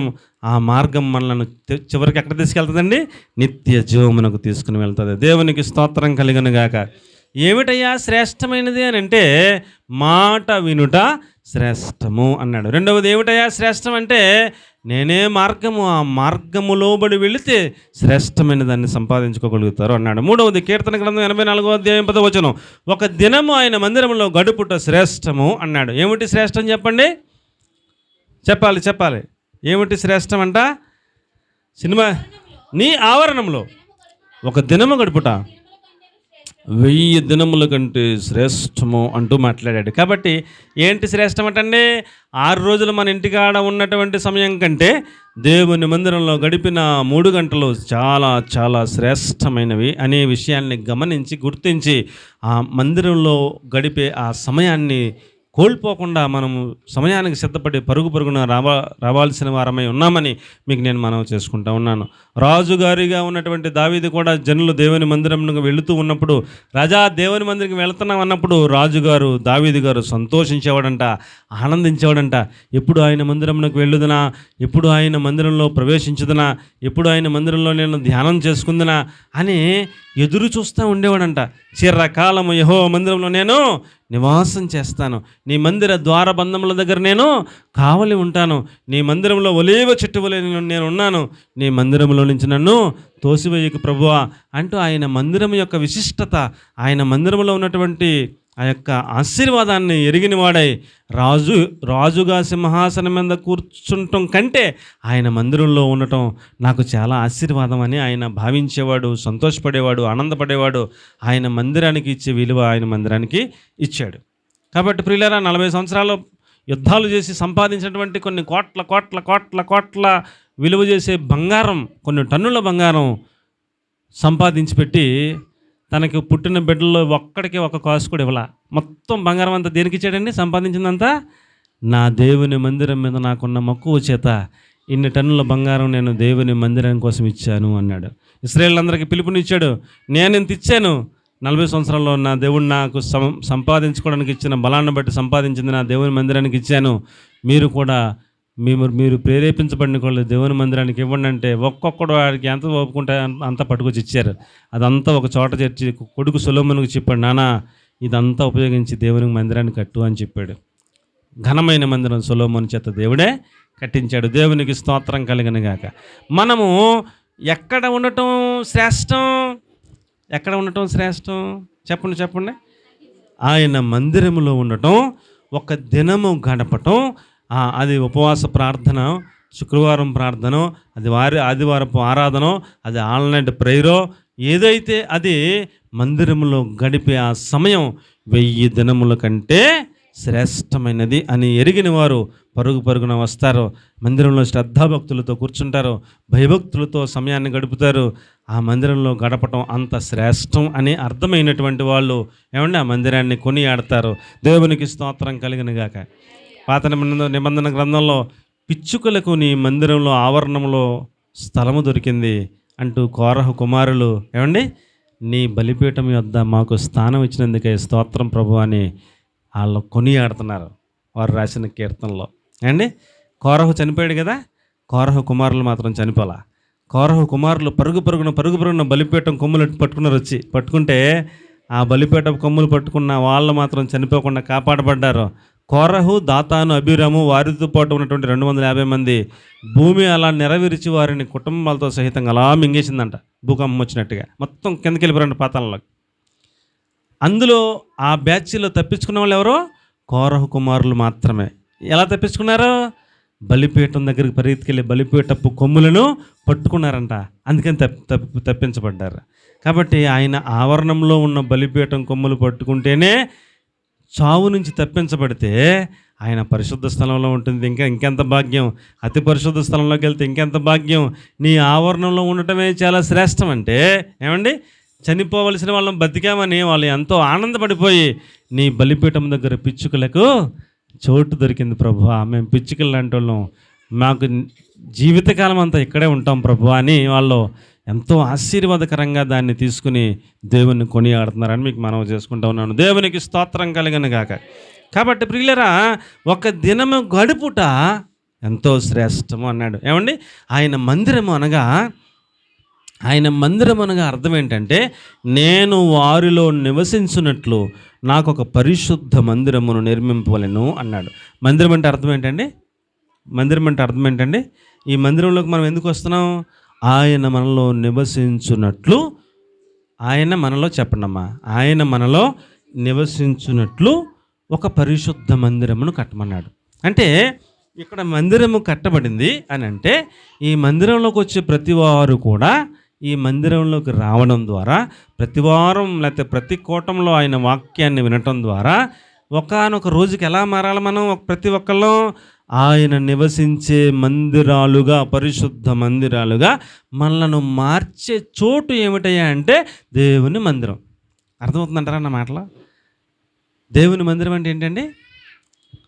దేవుడు నివసించే చోటు. దేవుని మందిరం అంటే ఏంటండి? దేవుడు నివసించే చోటు. ఈ మందిరంలోకి వచ్చిన మన అందరం మొదటి రోజు, రెండో రోజు, అలా 1 సంవత్సరం, 2 సంవత్సరాలు అలా కొద్ది కాలం గడిచేటప్పటికీ మనం ఎలా మారిపోవాలి? దేవుడే నివసించే పరిశుద్ధ మందిరంగా మనం మారిపోయేటట్లుగా మనల్ని సిద్ధపరిచే స్థలమే మందిరం. మందిరానికి వచ్చిన తర్వాత సంవత్సరాలు గడిచిపోతున్నాయి కానీ మనం దేవుడు నివసించే అంత పరిశుద్ధమైన మందిరంగా మనం మారలేదనుకోండి, వచ్చే ఉపకారం ఏంటి? మందిరం అంటే ఏంటంటే చెప్పండి? దేవుడు నివాసం ఉండే స్థలం. ఆ దేవుడు నివాసం ఉండే స్థలంలోకి మనందరినీ చేరుస్తున్నాడు అంటే ఎందుకంటే ఆయన నివసించే పరిశుద్ధ మందిరంగా మనలను సిద్ధపరచడం కోసం. అందుకనే మందిరానికి అంత వాల్యూ, మందిరానికి అంత గౌరవం, మందిరం అంటే అంత పరిశుద్ధ స్థలంగా భావించటం. ఏమండి, ఆ మందిరానికి అంత విలువ ఇవ్వబడింది, ప్రార్థన మందిరంగా కొనియాడబడింది. దేవునికి స్తోత్రం కలుగును గాక. నిర్గమాకాండం 25:8 త్వరగా నిర్గమాకాండం 25:8, హెబ్రీ 10:24. ఎవరైనా ఒకటి తీయండి. నిర్గమ 25:8, నేను వారిలో నివసించినట్లు వారు నాకు పరిశుద్ధ స్థలమును నిర్మింపవలను. ఏమంటే పరిశుద్ధ స్థలం అంటే మందిరాన్ని కట్టమన్నారు. ఎందుకట అమ్మా? ఎలా చూడండి అమ్మా, మందిరాన్ని కట్టమన్నారు ఎందుకు? నేను వారిలో నివసించినట్లు నాకేం కట్టాలి? ఒక మందిరం కట్టాలి. మందిరం కడతాం ఎందుకు? ఇశ్రాయేలీలో నేను నివాసం ఉండటం కోసం మందిరం కట్టండి. ఇప్పుడు మందిరం ఎక్కడ కట్టాం? ఎందుకు? ఇశ్రాయేలీలు అంటే మనలో ఆయన నివాసం ఉండునట్లుగా ఈ మందిరం ద్వారా ఆ కార్యం జరగాలి. అర్థమైన వాళ్ళందరూ దేవునికి స్తోత్రం చెప్పండి. హల్లెలూయా. హెబ్రీ పత్రిక 10:24 కొందరు మానుకొనుచున్నట్లుగా ఆ దినము సమీపించడం మీరు చూసిన కొలది సమాజముగా కూడుట మానక మరీ ఎక్కువగా అలాగూ చేయొచ్చు, ప్రేమ చూపుటకును సత్కార్యము చేయుటకును ఒకరినొకరు పురికొల్పుదము అన్నాడు. అండి మీరు తీసేలాగా అయిపోద్ది. నేను చెప్పేశాను కదా, అయిపోయింది. ఏమా? కొందరు మానుకొనుచున్నట్లుగా సమాజముగా కూడుట మానక ఆ దినము సమీపించడం మీరు చూసిన కొలది మరీ ఎక్కువగా అలాగ చేయమంటే ఇంకా ఎక్కువ సార్లు మందిరంలో సమాజంగా కూడమని చెప్తున్నాడు. కూడుకుని ఏం చేయాలంట? ఒకరినొకరు పురికొల్పుకోవాలి, ఒకరినొకరు హెచ్చరించుకోవాలి. ఏమండి? ఆ దినము సమీపించడం చూసిన కొలది మనం ఇంకా రేపబడాలి, మనము పరలోక రాజ్యంలోకి సిద్ధపరచబడాలి అంటే మందిరంలో సమాజంగా కూడుట కొందరు మానుకుంటున్నారంట. చాలామంది వచ్చేవారు కదా, కుర్చీలో నిండిపోయి చాలామంది వచ్చేవారు. కొందరు మానుకుంటున్నారు, కానీ అది మంచి పద్ధతే కాదు. మనము అలాగున్న చేయక మరీ ఎక్కువగా అలాగూ చేయటం అంటే ఇంకా శుక్రవారం కూడుకోవాలి కదా. శుక్రవారం వస్తున్నారా? రావట్లేదు కదా, శుక్రవారం రావట్లా. అది మంచి పద్ధతి కాదు. శుక్రవారం అయ్యగారు వస్తున్నారు, ఎవరు వచ్చినా ఎవరు రాకపోయినా ఆయన టైం అంతా గడుపుతున్నారు. ఒక్కొక్క వారం నేను మిస్ అవుతున్నాను, ఒక వారం వస్తున్నాను. ఏమండి, మరి ఎక్కువగా మనం అలాగున ఏం చేయాలి, కూడుకోవాలి అని దేవుని వాక్యం మనకు తెలియజేస్తూ ఉంది. అది శ్రేష్టమైనదని మనం గమనించాలి. దేవునికి స్తోత్రం కలుగును గాక. హెబ్రీ పత్రిక 4వ అధ్యాయం 2వ వచనంలో విశ్వాసము గలవారై కలిసి ఉండలేదు కనుక విన్న వాక్యము నిష్ప్రయోజనమైంది అన్నాడు. అంతేనమ్మా? వారికి ప్రకటింపబడినట్లు మనకును సువార్త ప్రకటింపబడింది, కానీ వారు వినిన వారితో కలిసి విశ్వాసము గలవారై వినిన వారితో కలిసి ఉండలేదు కనుక వాక్యము వారిలో నిష్ప్రయోజనమైంది అన్నాడు. అంటే చర్చిలోకి వచ్చి అందరితో కలిసి వాక్యం వింటేనే ఆ వాక్యం ఫలభరితం అవుతుంది. వాళ్ళతో కలిసి వినకపోతే, నేను సెపరేట్గా వింటానంటే ఏమవుతుందంటది, ఫలించదు, నిష్ప్రయోజనం అవుతుందని వాక్యంలోనే చెప్పబడతా ఉంది. అందుకని చాలామంది ఇప్పుడు ఏం చేస్తున్నారంటే, యూట్యూబ్లో కూడా వస్తుంది కదండి, వాక్యం తీసి అందులో పెడతారు కదండి, మేము ఇంటికాడ చూస్తామండి. ఇంటికాడ చూస్తే వాక్యం నీకు ఏంటన్నది అర్థం తెలుస్తుంది, కానీ అక్కడ కూర్చుని విన్నవారిలో ఫలించినట్లుగా నీలో అలాంటి ఫలం ఉండదు. ఆ వాక్యం నిష్ప్రయోజనం అయిపోద్ది నాన్న. అందుకని మందిరంలోకి వచ్చి అందరితో కలిసి వినాలి, సహవాసంగా ఉండి వినాలి, ఒకరినొకరం పురుగొల్పుకోవాలి, ఒకరినొకరం హెచ్చరించుకోవాలి. అప్పుడే నీకు వాక్యం ఫలిస్తుందని దేవుని మాట తెలియజేస్తూ ఉంది. దేవునికి స్తోత్రం కలుగును గాక. హల్లెలూయా. మొదటి మాట ఏమిటి? ఏది శ్రేష్టమైంది? మాట వినుట శ్రేష్టం. రెండవది ఏంటి శ్రేష్టమైనది? ఆయన మార్గము, శ్రేష్టమైన మార్గములో మాత్రమే మనం ప్రయాణం చేయాలి కదా. అంటే ఆయనను తెలుసుకోవటం, ఆయన మార్గంలో వెళ్ళటం అంటే ఏంటండి? ఆయనను తెలుసుకోవటం, ఆయన తెలుసుకుని మనం ఆ మార్గంలో వెళ్ళాలి. మూడవది ఏంటండి? ఆయన మందిరములో గడపటం, అది శ్రేష్టం. నాలుగవది మన మనస్సును మనస్వాధీనమందు ఉంచుకోవటం శ్రేష్టమైనది. చూడండి, సామెతల గ్రంథం 16వ అధ్యాయం 32వ వచనం. సామెతల గ్రంథం 16వ అధ్యాయం 32వ వచనం. ఒక పట్టణమును స్వాధీనపరుచుకునేవాడి కంటే తన మనసును స్వాధీనమందు ఉంచుకున్నవాడే శ్రేష్ఠుడు అన్నాడు. అమ్మ తీసారా? పరాక్రమశాలి కంటే దీర్ఘశాంతము గలవాడు శ్రేష్ఠుడు. పట్టణం పట్టుకున్నవాడి కంటే తన మనస్సును స్వాధీనమందు ఉంచుకునగలిగిన వాడే శ్రేష్ఠుడు అన్నాడు. అమ్మ, మన మనస్సును మన స్వాధీనంలో ఉంచుకోవాలి. అండ్ ఏం చేయాలండి? మన మనస్సును మన స్వాధీనంలో ఉంచుకోవాలి. అండి ఇప్పుడు మీకు అంత ఎక్కువ చెప్పలేను, ఒక 2-3 మాటలు చెప్తాను. అండి మన మనస్సు ఏం కోరుకుంటుందంటే ఖరీదైన వస్త్రాలు వేసుకోవాలని కోరుకుంటుంది కదా. ఖరీదైన వస్త్రం వేసుకోవాలని మన మనస్సు కోరుకుంటుంది. భర్త రాగానే చెప్పాం, ఏమండి నా బర్త్డే వస్తుంది కదా, నాకు కొంచెం ఖరీదైన చీర కొనండి అని అడిగారు. అడిగితే ఆయన మన పరిస్థితులు బాగాలేవు కదా, ఒక 1000 రూపాయలు ఇస్తాను కొనుక్కో అన్నాడు. నువ్వు లేదు కుదరదు, 5000 కొనాలి అంటే అక్కడేమవుద్ది? గొడవ కదా. 1000 రూపాయలు ఇచ్చారు, 1000 రూపాయలతో కొనుక్కుంటే గొడవ లేదు కదా అండి. అది పురుషుడైనా స్త్రీ అయినా అండి. వాక్యం ప్రకారం వెళ్ళటం అది మనకి ఆశీర్వాదకరం. వాక్యంలో ఏముంది? తగుమాత్రపు వస్త్రముల చేతనే మనము అలంకరించుకోవాలి, కానీ మిగుల వెలగల వస్త్రములను ధరించకూడదు అని ఉంది. ఉందా లేదా పితృపత్రికలో? వాక్యాన్ని మనం ఫాలో అయ్యే వాళ్ళం అయితే తగుమాత్రపు వస్త్రములు అంటే అర్థం ఏంటి? తగుమాత్రపు మిగులు వెలగల అని 2 రాశాడుగా. మిగులు వెలగలంటే ఖరీదేని అని, తగుమాత్రం అంటే తక్కువ రేట్ అని అక్కడ క్లారిటీగా ఇచ్చాడు కదండి. ఇచ్చినప్పుడు మనం ఏది కొనుక్కోవాలి? తగుమాత్రం కొనుక్కోవాలి కదా. డబ్బులు ఉన్నాయి కాబట్టి అని ఆ నెల ఖరీదైంది కొని తర్వాత డబ్బులు లేవని తక్కువది కొని అలా కాదు. మీ దగ్గర లక్షల రూపాయలు, కోట్ల రూపాయలు ఉన్నా వాక్యమే ప్రధానం. వాక్యం ప్రకారం మనం జీవించాలి అన్న ప్రిన్సిపల్ మనం పెట్టుకుని తగుమాత్రపు వస్త్రములను కొనుక్కునే మనస్సు నీకుంటే, నీ మనస్సును స్వాధీనంలో పెట్టుకుంటే, నీ మనసు ఏం కోరుకుంటుంది?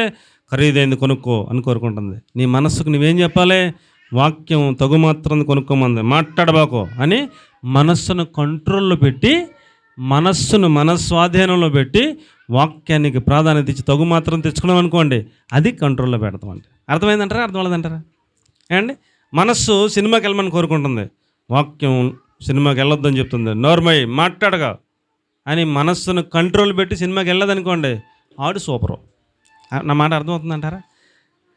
ఒకడు పట్టణాన్ని పట్టుకున్న వాడి కంటే, ఒక పట్టణం మీద యుద్ధానికి వెళ్ళి జయించేసిన వాడి కంటే తన మనస్సును తన స్వాధీనం ఉంచుకొనగలిగిన వాడే శ్రేష్టమైన వాడు అన్నాడు. దేవునికి స్తోత్రం కలిగిన గాక. మనస్సు ఏం కోరుకుంటుందో దాని ఇష్టం, రకరకాలు కోరుకుంటుంది మనసు అండి. మనసు గురించి పెద్ద సబ్జెక్ట్ ఉంది. యాకోబు మనస్సు ఎక్కడుందంట? యాకోబు మనసు ఎక్కడుందంట? ఎవరైనా చెప్తారా ఏమండి? అమ్మా అరే, యాకోబు మనసు ఎక్కడుందంట? యాకోబు మనసు రాహేల్ మీద ఉందండి. ఏదో అలా సొత్తరెట్టండి, మాకు యాకోబు అంటే తెల్లదన్నట్టు. యాకోబు మనసు ఎక్కడుంది? రాహేల్ మీద ఉంది. అంటే మనసు ఆవిడ మీద పెట్టాడు. ఆవిడని పెళ్లి చేసుకోవాలి. ఇప్పుడు మనోడు టార్గెట్ అది. మనసు అంతా రాహేల్ మీద ఉంది. ఎన్ని సంవత్సరాలు పరివర్తనం చేశాడు? 14 సంవత్సరాలు. ఎన్ని సంవత్సరాలు అండి? అంత మనసు పక్కదారికి వెళ్తే అంత ప్రమాదం. మనసు పక్కదారికి వెళ్తే అంత ప్రమాదం. 14 సంవత్సరాలు పాలేరుతనం చేశాడంటే ఎంత ఎలాగ మారిపోయాడో చూడండి. మనసు అంత డేంజరు. అసలు ఎవరి పిల్లాడు యాకోబు? అమ్మ ఎవరి పిల్లాడు యాకోబు? అబ్రహాము గారు కోటేశ్వరుడే కదా. అబ్రహామును ఏమన్నాడు దేవుడు? నువ్వు చూచినంత లెక్క భూమిని ఇది అన్నాడంటే కొన్ని 100,000 ఎకరాలకే అధిపతి అబ్రహాము కదా. నువ్వు నడిచినంత లెక్క భూమిని ఇదే అన్నాడు. ఏమండి, వెండి బంగారాలు ఎంత ఉందో లెక్కలేదు. ఎలియాజరు చెప్పాడు ఒకసారి ఇస్సాకుకి సంబంధానికి వెళ్ళినప్పుడు, నా యజమానుని నా దేవుడు బహుగా ఆశీర్వదించాడని చెప్పాడు కదా. బాగా ఆశీర్వదించాడు. ఎంత ఉందో ఆయనకే తెలియదు. మహాధనవంతుడు, ఐశ్వర్యవంతుడు, కోటీశ్వరుడు, కోట్లకు అధిపతి అని చెప్పాడు కదా. అలాంటి ఇంట్లో పుట్టాడు యాకోబు. ఎలాంటి ఇంట్లో పుట్టాడండి? అబ్రహాం కుమారుడు ఇస్సాకు, ఇస్సాకు కుమారుడు యాకోబు. తాతే కదా అబ్రహాము. ఇప్పుడు తాత ఆస్తి ఎవరికి వస్తుంది చెప్పండి? మనవాళ్ళదే కదా. మరి కోటేశ్వరుడు ఇంట్లో పుట్టినోడు నువ్వు 14 సంవత్సరాలు పాలితనం చేస్తామేంటి? మనసు స్వాధీనంలో పెట్టుకోలేదు. అర్థమవుతుందంటారా? అర్థమవుతుందంటారా? మనసుని ఏం పెట్టుకోలేదు? స్వాధీనంలో పెట్టుకోలేదు. మనసుని ఎలాగ తోస్తే అలాగా ఆయనకి అనిపించినట్టుగా వెళ్ళిపోతే 14 సంవత్సరాలు కోటేశ్వరుడు మానవడమేంటి? నువ్వేంటి? నీ గొడవ ఏంటి? నీ పరిస్థితి ఏంటి? నీ మనసు నీ మాట వినలేదు కాబట్టి ఎన్ని సంవత్సరాలు పాలేతనం చేశాడు? 14 సంవత్సరాలు. ఇంకో 20 సంవత్సరాలు పాలేతనం చేస్తే అది పరిస్థితి. అసలు అంత పని నీకేంట్రా బాబు? నువ్వు కోటేశ్వరుడు మనవు కదా. మనసు మన స్వాధీనంలో లేకపోతే మనం చాలా చాలా ప్రమాదం. ఈ దినాల్లో యవనస్తులకి ఏమో అర్థం అవ్వట్లా. తల్లిదండ్రులు చూసి సంబంధం చేసుకోమంటే కుదరదా, నాకు పలానోడు ఇష్టమైంది, ఆడనే చేసుకుంటాను. ఎన్ని చెప్పాలని చెప్తారు. ఇక చిరాకు వచ్చి ఆ పిల్ల అడిగినోడిగా చేస్తారు. తర్వాత తెలుస్తుంది. తర్వాత ఏడుస్తారు, బాధపడతారు, తర్వాత నెత్తి కొట్టుకుంటారు. ఉపయోగం ఏమీ ఉండదు. మనసు స్వాధీనం ఉంచుకోకపోతే చాలా ప్రమాదం. ఒక పట్టణమును పట్టుకునేవాడి కంటే మనసు ఏది కోరుకుంటుంది ఎత్తానికి మనకి కుదరదు. నర్మే మాట్లాడక వాక్యం ఇలా చెప్తుందని మనసును ఏం చేయాలి? స్వాధీనంలో పెట్టాలి. అది కెపాసిటీ. ఏది అడిగితే అది, ఎలా కనిపిస్తే అలాగా నా మనసుకు తోసినట్టు నేను చేస్తాను. నా మనసు ఎవరికి కావాలి తలకి ఎత్తాను, పోతావు. దేవుని వాక్య ప్రకారం మనస్సును స్వాధీనంలో పెట్టుకోవడం నేర్చుకుంటే శ్రేష్టమైన వాడు అవుతావు. దేవునికి స్తోత్రం కలుగును గాక. హల్లెలూయా. మనస్సును స్వాధీనపరుచుకునేవాడు శ్రేష్టమైన వాడు అన్నాడు. ఏమండి, ఆ మనస్సు ఎక్కడ పెట్టాలి తెలుసా? సంఖ్యాకాండం 14:24, సంఖ్యాకాండం 32:11 చూస్తే కాలేబు మంచి మనస్సుతో నన్ను అనుసరించాడు అన్నాడు దేవుడు. అంటే ఎలాంటి మనసు అంట? మంచి మనస్సుతో నన్ను అనుసరించాడు. అంతే, సూపరు. ఏమండి, అలాగే యోహాను సువార్త 14:13 యోహాను కాదు, యెహోషువ 14:13 నిండు మనస్సుతో అతడు నన్ను అనుసరించాడు అంటాడు. యెహోషువ 14:13. యెఫున్నె కుమారుడైన కాలేబు యెహోవాను నిండు మనస్సుతో. ఏమండి, మనం మన మనస్సుతో ఏం చేయాలండి? నిండు మనసుతో దేవుణ్ణి అనుసరించాలి. మంచి మనసుతో మనం దేవుణ్ణి అనుసరించాలి. పూర్ణ మనసుతో మనం దేవుణ్ణి అనుసరించాలి. అంతేగాని మనసు ఆ అమ్మాయికి ఇచ్చాను, మనసు ఈ అబ్బాయికి ఇచ్చాను పోతారు. తర్వాత ఏడిసిన నెత్తుకొట్టుకున్న ఉపయోగం ఉండదు. మనసు ఎవరికి ఇవ్వాలి? దేవునికి ఇవ్వాలి. మంచి మనసుతో, నిండు మనసుతో, పూర్ణ మనసుతో ఆయనను ఆరాధన చేస్తే ఏమండి ఆశీర్వాదాలు వస్తాయి. దేవునికి స్తోత్రం చెప్పండి. ద్వితీయోపదేశకాండం 4వ అధ్యాయం 9వ వచనంలో, నీ కట్టడలు నీ నీతి విధులు నా హృదయంలో ఉంచుకొని నా మనస్సులో నుంచి అవి తొలగిపోకుండా కాపాడుకుంటాను అంటున్నాడు. ఏమండి అమ్మా చూసారా? ద్వితీయోపదేశకాండం 4:9 చూసారా? చూడలేదా? ఎంతసేపు నీ కట్టడలో నీ నీతి విధులను నా హృదయంలో ఉంచుకుని వాటిని తొలగిపోకుండా నా మనస్సులో నేను కాపాడుకుంటాను అన్నాడు. అని తర్వాత చదువుకోండి. ఫిలిప్పీ పత్రిక 2వ అధ్యాయం 5వ వచనం, క్రీస్తు యేసు కలిగిన మనస్సు మీరు కూడా కలిగి ఉండండి. ఇతరుల కార్యములను చూడటం క్రీస్తు మనస్సు. ఆయన పరలోకంలో ఉండి నిరంతరము స్తోత్రార్హుడుగా ఉండేటువంటి స్థానాన్ని విడిచిపెట్టుకుని మన రక్షణ కొరకు ఆయన తను తాను తగ్గించుకుని భూమి మీదకి వచ్చారు. అదే మనసు మనం కూడా కలిగి ఉండి ఇతరుల కార్యములను కూడా చూసే వాళ్ళంగా, మన కార్యాలే మాత్రమే మనం చేసుకునే వాళ్ళంగా కాకుండా క్రీస్తు యేసును కలిగిన ఎలాంటి మనసు మీరును కలిగి ఉండండి అన్నాడు. అలాంటి మనసు కలిగిన వాళ్ళమై మన మనస్సును మన స్వాధీనం ఉంచుకుంటే మనము శ్రేష్టమైన వ్యక్తులం అవుతాం. దేవునికి స్తోత్రం కలుగును గాక. హల్లెలూయా. 5వ మాట ఎస్తేరు గ్రంథము 2వ అధ్యాయము 9వ వచనం, శ్రేష్టమైన స్థలమందు ఉంచాడు. ఎవరిని? ఎస్తేరుని తీసుకెళ్ళి. ఏమంటే హేగే వశమున అప్పగించారంట ఎస్తేరుని. ఆ యొక్క హేగే ఏం చేశాడంట? ఎస్తేరుని చూడగానే దయ పుట్టిందంట. ఏమండి ఆ యొక్క పెండ్లి కుమార్తెలను ఉంచే స్థలములన్నిటిలోనూ శ్రేష్టమైన స్థలమందు ఎస్తేరును ఉంచాడు అని చెప్పి రాసిపెట్టారు. ఏమండి అమ్మా దొరికిందా? ఎస్తేరు గ్రంథం 2వ అధ్యాయం 9వ వచనం, ఆ చిన్నది దృష్టికి ఇంపైనది కనుక ఆమె అతని వలన దయ పొందిన కాబట్టి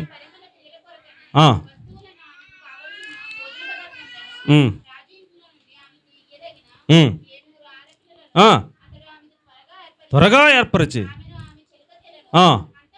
అంతఃపురములో శ్రేష్టమైన స్థలంలో ఉంచాడు. దేవునికి స్తోత్రం చెప్పండి. హల్లెలూయా. ప్రియులారా, మనము మాట వినే వాళ్ళంగా ఉంటే, అమ్మా ఎలాగా మాట వినే వాళ్ళంగా ఉంటే, తర్వాత ఆయన మార్గంలో ఆయనను గురించి తెలుసుకునే వాళ్ళంగా ఉంటే, రెండవది, మూడవది ఆయన మందిరంలో ఎక్కువ సమయం గడిపే వాళ్ళంగా మారితే, నాలుగవది మన మనస్సును మనం స్వాధీనం అందించుకునేగలిగిన కెపాసిటీ మనకు వస్తే, ఐదవది శ్రేష్టమైన స్థలంలో ఉంచబడతాం. ఎక్కడ ఉంచబడతామండి? ఏది శ్రేష్టమో తెలియక మనం ఏమండి ఏదో భక్తి చేస్తున్నాం అంతే. శ్రేష్టమైన భక్తి చేద్దాం. ఏమండి శ్రేష్టమైన స్థలంలో ఉంచారంట.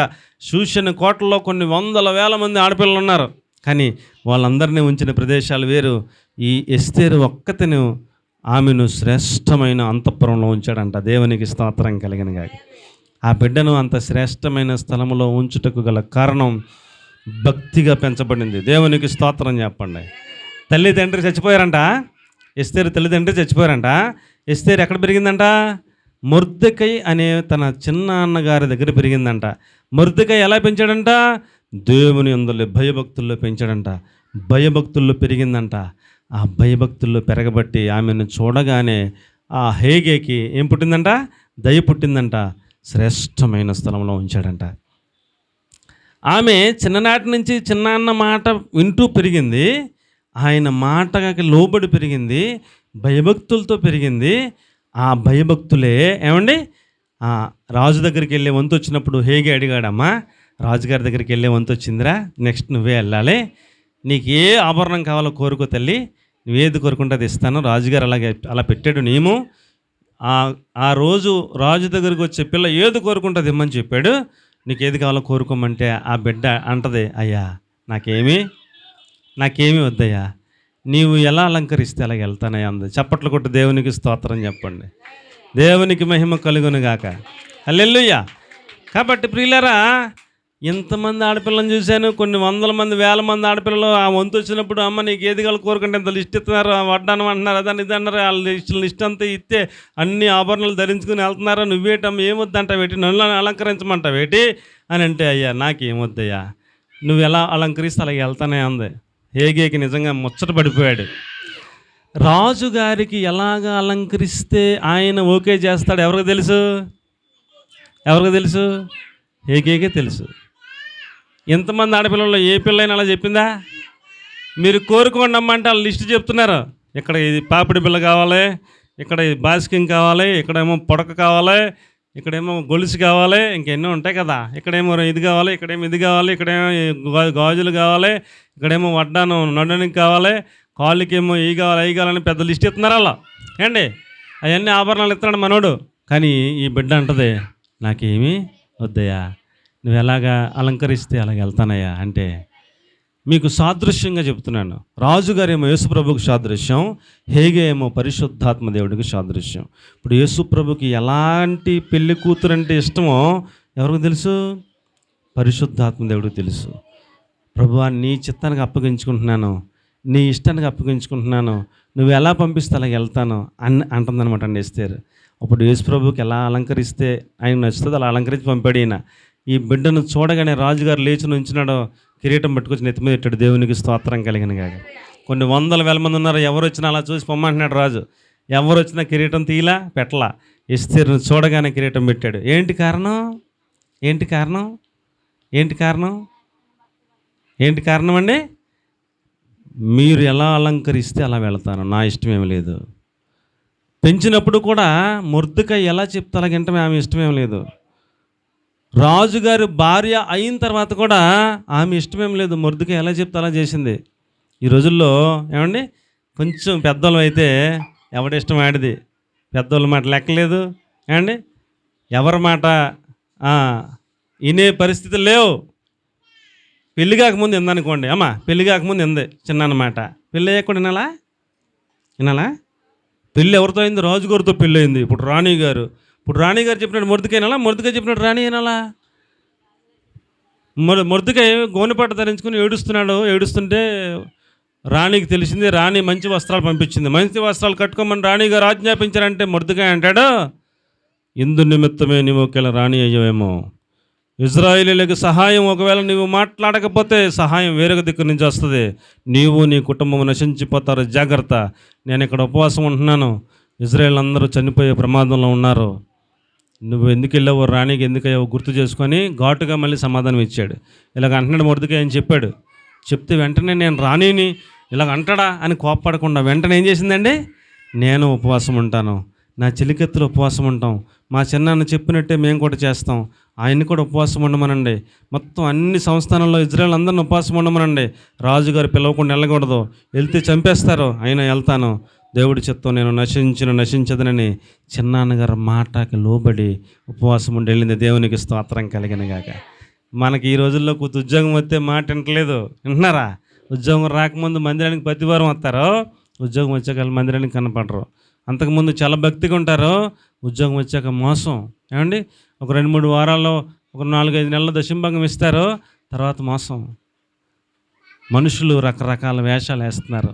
కానీ ఈ బిడ్డ చిన్నప్పుడు చిన్నాన్న మాట వినింది, పెళ్ళయ్యాక చిన్నాన్న మాట వినింది. ఏమండి, రాణి అయిన తర్వాత కూడా లోబడే తత్వం, నా ఇష్టం కాదు దేవుని చిత్తం, ఆ లైన్లోకి ఎవరైతే వస్తారో అది శ్రేష్టమైన భక్తి. దేవునికి స్తోత్రం కలిగిన గాక. నా ఇష్టం నీ ఇష్టం కాదు, మొర్దెకై ఇష్టం వాళ్ళ ఇష్టం కాదు, దేవుని చిత్తం జరగాలి. అదే నేను నేర్చుకున్నటువంటి పాఠం అని ఎస్తేరు నిరూపించింది. అది శ్రేష్టమైన భక్తి. దేవునికి మహిమ కలుగును గాక. కాబట్టి ప్రియులారా, 6వ మాట ఏమిటనగా హెబ్రీ పత్రిక 7వ అధ్యాయం 19వ వచనం, శ్రేష్టమైన నిరీక్షణ. ఏమిటండి? శ్రేష్టమైన నిరీక్షణ. మనము ఏ రోజున చనిపోయినా, ఇక్కడ చనిపోయిన మరుక్షణం అక్కడ మనం కళ్ళు తెరుస్తాం. ఎక్కడ తెరుస్తామండి? పరదేశంలో కళ్ళు తెరుస్తాం. ఏమండి, మన వైపు చూస్తున్నారా? ఇక్కడ ఏ రోజున మనం చనిపోయినా ఎక్కడ కళ్ళు తెరుస్తాం? పరదేశంలో కళ్ళు తెరుస్తాం అనే ఒక నిరీక్షణతో మనం భక్తి చేయాలి. అది శ్రేష్టమైన నిరీక్షణ. ఇంకెక్కువ చెప్పలేను. ఏమండి, దేవుని యందు నిరీక్షణ ఉంచుము అంటూ కీర్తన 42వ అధ్యాయం 5వ వచనంలో చెప్పాడు. రోమా 4:18లో ఆధారము లేనప్పుడు అబ్రహాము నిరీక్షణ కలిగి నమ్మాడని చెప్పాడు. రోమా 5:5లో మనలను ఆయన యందు నిరీక్షణ ఉంచిన మనలను ఆ నిరీక్షణ మనలను సిగ్గుపరచదు అని చెప్పాడు. దేవునికి స్తోత్రం చెప్పండి. 6వ మాట, శ్రేష్టమైన నిరీక్షణ కలిగి జీవిద్దాం. 7వ మాట, హెబ్రీ పత్రిక 11వ అధ్యాయం 35వ వచనం, శ్రేష్టమైన పునరుద్ధానం ఉంది. ఏముందండి? శ్రేష్టమైన, ఎవరైతే ఆయన యందు విశ్వాసం ఉండి చనిపోతారో వారు పరదేశంలో వెళ్తారు వెంటనే. ఆ తర్వాత ఏముందండి మనకి? శ్రేష్టమైన పునరుద్ధానం ఉంది అని చెప్పాడు. ఏండి, ఆయన బోర ఊతాడు, అందరూ కూడా వారి వరుసలో నిలబడతారు. పునరుద్ధానం మనకుంది, మనము పరలోక రాజ్యంలో ప్రవేశిస్తాం ఫైనల్గా. కాబట్టి శ్రేష్టమైన పునరుద్ధానంలో మనం పాలుపంపులు పొందుతామనే విశ్వాసంతో భక్తి చేద్దాం.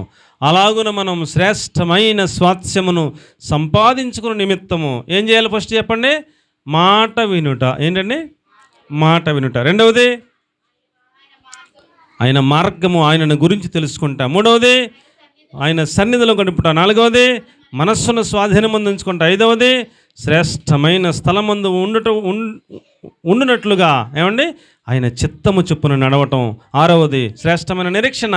ఏడవది శ్రేష్టమైన పునరుద్ధానమును మనం పొందుకొని శ్రేష్టమైన స్వాస్థ్యమును సంపాదించుకున్నట్లుగా పరిశుద్ధాత్మకుడు మనందరినీ సిద్ధపరచునుగాక. ఆమెను. మహాపరిశుద్ధమైన మా ప్రియ పరలోకపు తండ్రి, మీరు ఇచ్చిన ఉన్నతమైన ఉపదేశం కొరకు మీకు స్తోత్రాలు.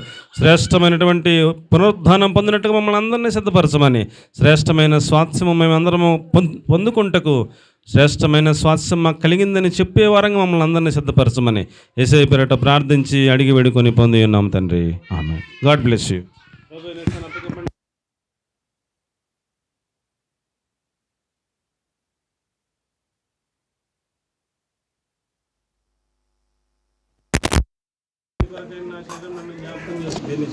ఎవరైతే మారు మనసు పొంది బాప్తిస్మం తీసుకుని సిద్ధపడి ఉన్నారో వారు మాత్రమే మీ కుడి హస్తాన్ని చూపించడానికి ప్రభుత్వం మనం